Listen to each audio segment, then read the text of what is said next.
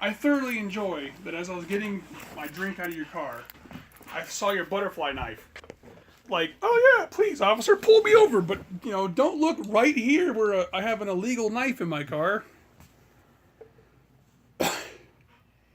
Police aren't observant. They're not paid to observe things. They're observant and they can observe the color of your skin. Yeah, but that's easy. We're all trained to do that. What annoys me about the Me Too generation, or phase, is that... Yeah, don't call it a generation. Yeah. That's like, Jesus. Like a whole fucking generation worth of people is all doing it. Yeah. What annoys me about it is that...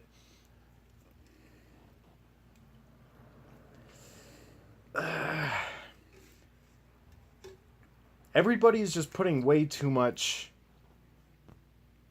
Like, they're putting women up on a pedestal. There's all this talk, yeah, and there's this talk that's been going on forever, right? Ever since the beginning of women's suffrage, like, oh, we make more than them. They don't have as much rights of us, this and that, da-da-da. And there's a lot of truth to all that, and I'm not saying that, we shouldn't progress or whatever, and I'm not saying that, the women who, were actually victimized by fucking some of these celebrities, like they shouldn't get justice. But the thing is, like when a man does something wrong, like if he beats his wife or something, the evidence is, it's evident. The bruises on her face, the broken limbs or whatever, depending on how bad it is. Like, but when a woman... Like, Bill Burr makes a joke about this, actually. I'm actually kind of stealing what he talks about. You're not stealing it if you fucking gave him props for it before you said it. Yeah. Just not putting in a comedic bit. But, yeah, when a woman, like, takes a man for everything he's got, like, a woman, like, is a gold digger type, preys on him, waits for him to die or whatever, just straight up divorces him, takes half of his stuff just for the money. You brought that up with Arnold Schwarzenegger. Yeah, exactly. He's like, all these great men are being destroyed by these gold-digging whores. Exactly. And it's the same thing with the Me Too. It's, there's a lot of women out there who are victimized, obviously, because that's, just the way things went for a long time. Duh. But there's a lot of women out there, I'm sure, who are also just cashing in on the attention while it comes. Definitely. And that's what annoys me about it, is just how much people are just... They're so quick to jump in on it that they fire Danny Masterson just from allegations alone. No evidence. They were just like, oh, fucking, you're in the hot seat. You're out of the show. Like, we're giving that much power to this bullshit? Like, fuck you. Well, dude, okay, yeah, it's like people don't think... I see where you're coming from. They don't think behind anything. They go, oh, allegation, okay, immediately. They don't go, okay, let's look into this further. And it sucks because, like, okay, when Chris Brown beat the shit out of Rihanna, there was proof there, like you said, and they pulled all the sponsorships from him. But if Rihanna said, hey, Chris Brown raped me, like, back then, I don't think they would have done anything. Like, well, let's have evidence first. Like, we're still going to sponsor him. Or maybe. Or they could have pulled it immediately. Sponsorships are kind of like shows. But... I don't know, like people ride on the tail feathers of movements just so they can get a little bit of attention. I see what you're saying. That's all it is. And it sucks because the people that want attention, that were, I don't know, maybe somebody was groped in a subway really quick. Mm-hmm. Like somebody brushed by them and they, oh my God.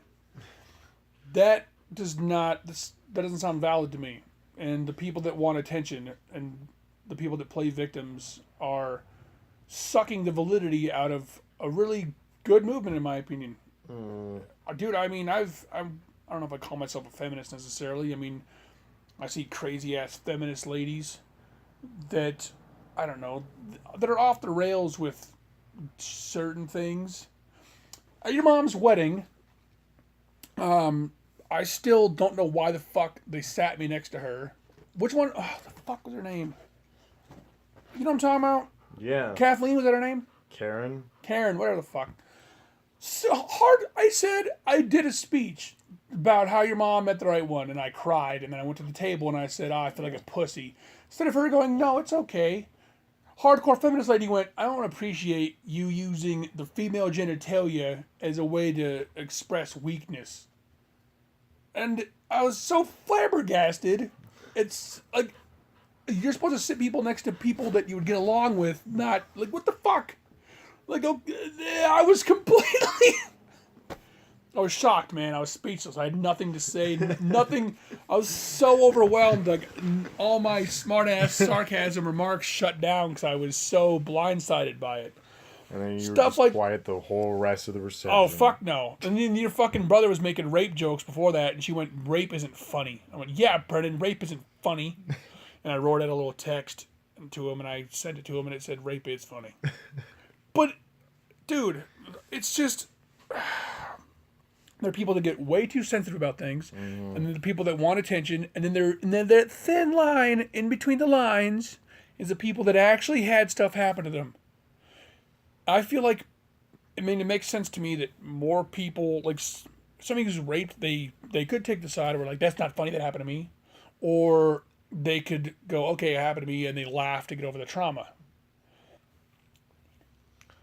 But I feel like a lot of people that complain about stuff have never had that happen to them. Mm-hmm. And it's just about, it's kind of like the dudes that are anti-abortion and dudes don't even have uteruses. And they go, it's a plight against God. And it's ridiculous. Right, they have no idea. They've never experienced it. They don't have that point of view. Also, I just thought about this. So, WWE is on Hulu now, or at least SmackDown is. I think Raw is too, but... Garbage. Oh, man. I mean, I thought it was garbage when I first stopped watching it when I was 14, so that was about 10 years ago exactly. I thought it was getting to be pretty fucking garbage then. Dude, it's so cringy. It's so hard to watch. I made it through one episode and I made it through half of another. Out of shits and giggles, I was like, yeah, sure, I might keep up with this. Let's watch this week's episode. I made it halfway through, but I was like, no, I can't. Dude, it's so bad. I mean, it's always kind of had that soap opera element to it. But it's more obvious now? It's so much more obvious now. The acting is just gone worse and worse. Like, back when we watched it, it had its soap opera elements, sure, but I feel like the superstars, even when they were involved in it, whether it be the writing or whatever, they did a way better job of selling it. Like, that was part of their character, or, you know, the plot line going on with whatever. Whereas nowadays, it's just so fucking obvious. Like, you can plot... Like, I was watching one match where it was dude versus dude. Both dudes had a chick out on ringside. Some scrabble happened between the two chicks. A distracted guy in the ring. Guy comes up and fucking gets the pin on him like what's that called? Like... Schoolboy? Schoolboy, that's it. Yeah, schoolboy pin on him. And so, like, the whole thing cost him the fight. Oh, and it's like Buddy had run out and, like, got involved, too. Like, he was trying to separate the two girls. And that's when, like, his girl got hurt during the whole thing. That's why he was distracted. And then, yeah, he got schoolboyed and lost the match.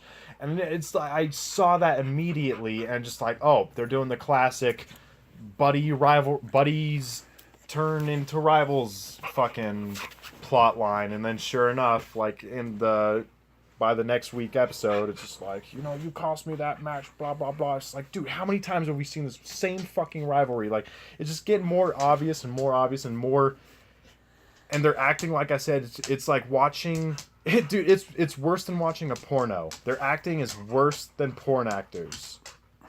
That's how bad it is. And also, the whole reason why I brought this up I was gonna say, like, where is this going? The whole reason Because I can go on a fun tangent about porn, but we've already done that episode. All right. The whole reason why I bring this up is to come full circle back with the whole Me Too thing, the whole Me Too phase.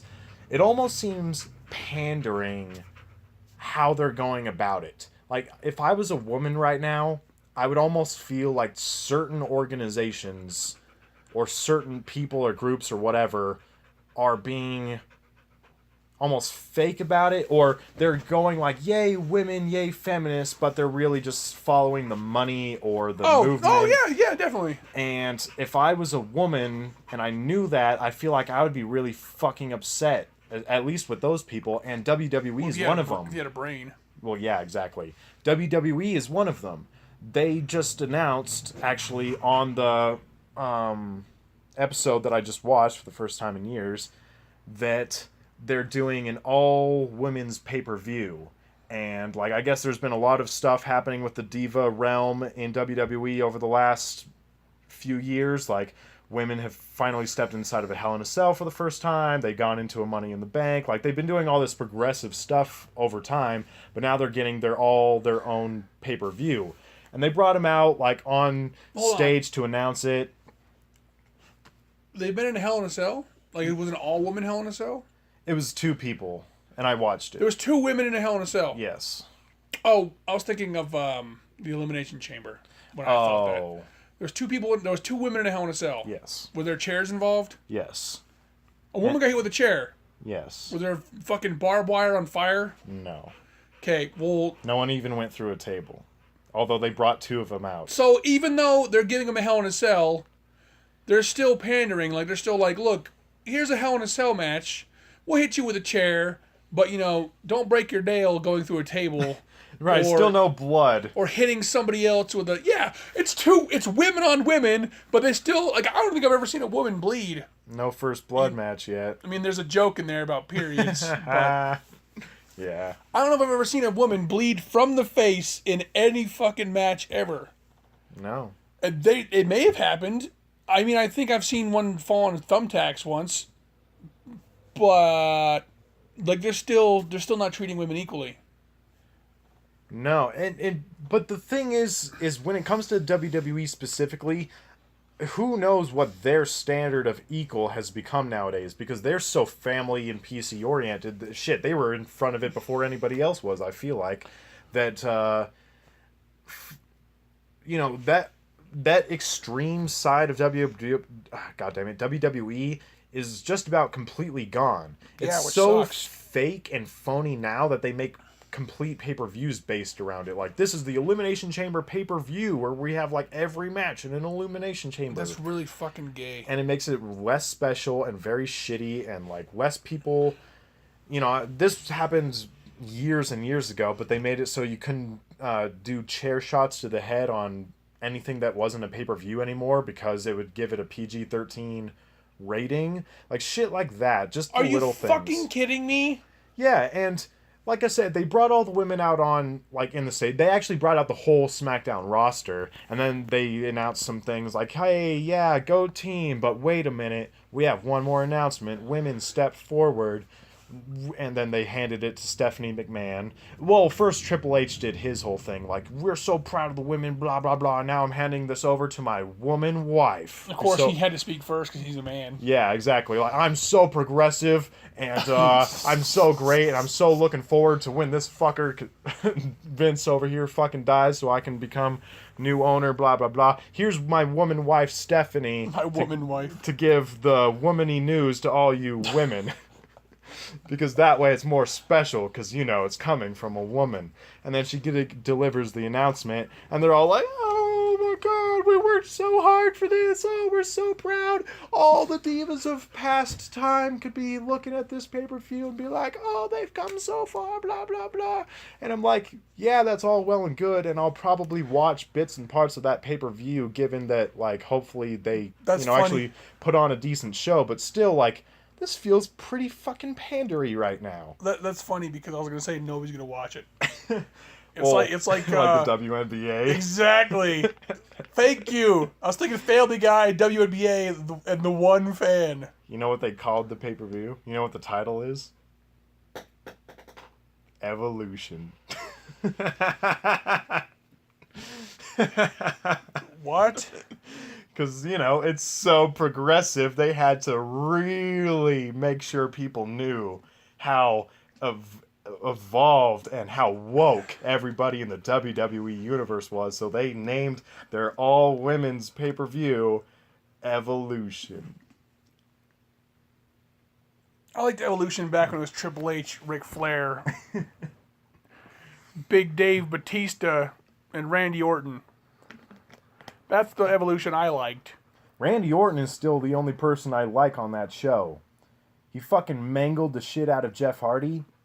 And then he hurt your... What the fuck? He's like your favorite. Jeff Hardy was always your favorite. But he did it for the right reasons. Because I understand why people have a problem with Jeff Hardy. Or why they should.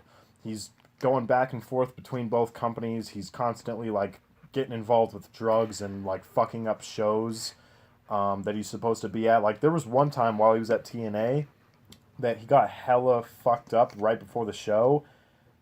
Like, a big main event title fight with Sting, too.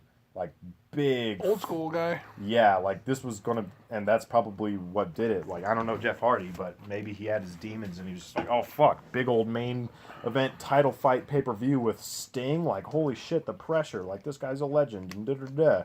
And yeah, he got hella fucked up, and then he came out there, I guess a little late, like they had to stall or delay a little bit too.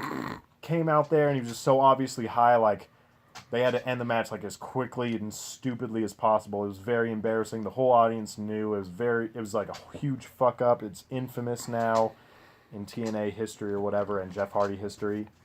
He was fired, obviously. And, like, he's had moments like that. Like, that's not the first time.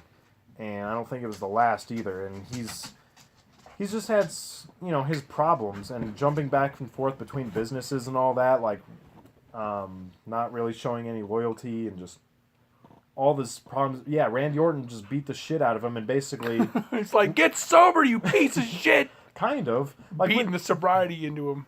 When CM Punk was doing it way back in the day, I was pissed. I hated CM Punk. I fucking... Because he was straight edge, or...? Because... I don't know, because the way that he was going about it, and also I couldn't accept it back then. I was like, no, Jeff Hardy's still my favorite. I don't care what's going on. But nowadays I'm just like, yeah, you know, he's fucked up. How do you name a move the GTS? You know what I'm talking about? Oh yeah, the go to sleep. Yeah. What the fuck? I don't think he's even around anymore. He's not. He quit. Good. I think he went to UFC. He went to MMA, I think, actually. Fuck that guy. I like CM Punk. Fuck that guy. He was doing... I never got the concept of pipe bombs. You know what I'm talking about? He'd go out there and he'd break script. I think that's what they were. He would break script. He'd go, fuck this, and he'd just say what he wanted to say. Oh, yeah. He went out and sat on stage, and they just let him do it. And that was old school wrestling. Like, earlier, I was going to say that the reason why the old school guys like The Rock and Stone Cold and Triple H all seemed to sell it so well is because they weren't scripted. They weren't in a fucking live movie every week. Right. There's probably so much pressure on these people now. They got to learn their lines before the next Monday. Stone Cold would go out there and just say whatever the fuck he wanted. Yep. It was a free for all. Stone Cold can start a fucking rivalry with anybody he wanted to. Undertaker could, Kane could, whatever, and they would just say whatever they wanted to. Right. You know what sucks too is that, okay, for instance, like gimmicks go away eventually. Like, okay, remember Kane? Yeah. When Kane first started, he had a fucking tracheotomy thing. We talk like this, and he didn't talk very much. He was just a big red machine, and he wrestled. Yep. When he talked, it would just be nah nah nah. Where did that go? He bought a fucking larynx or something. He got all the money and he replaced it with a regular voice. That's why he got into wrestling in the first place, just to earn for that surgery. But then he got fixed and he was just like, I don't know how to function in the real world. It's like prison. He went into a prison camp to fucking get enough money to get a tracheotomy Acme, whatever the fuck they're that called. That's what that rivalry with Shane McMahon was all about. He's just like, I don't even want to be here. He's like, fucking got the car battery on his balls. He's like, I have to do this. He's like, I don't know how to do my taxes. Don't you see? He's like, fire me, you bitch. He's setting the boss man's son on fire. And he didn't get fired. They went, this is great TV.